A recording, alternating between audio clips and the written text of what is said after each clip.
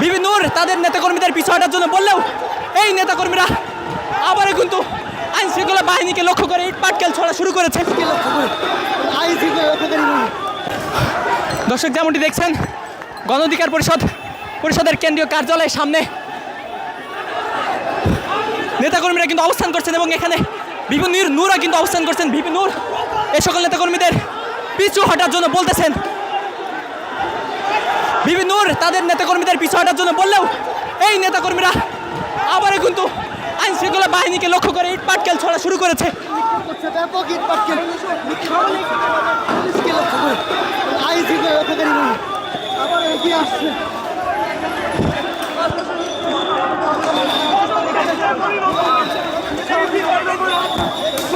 আইন শৃঙ্খলা বাহিনী আবারও কিন্তু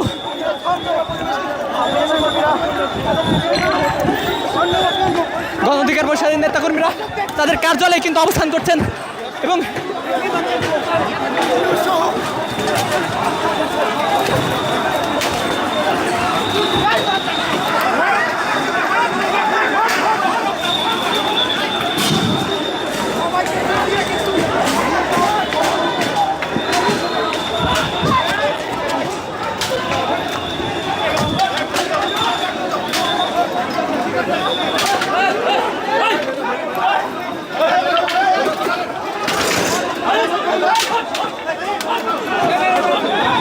দর্শক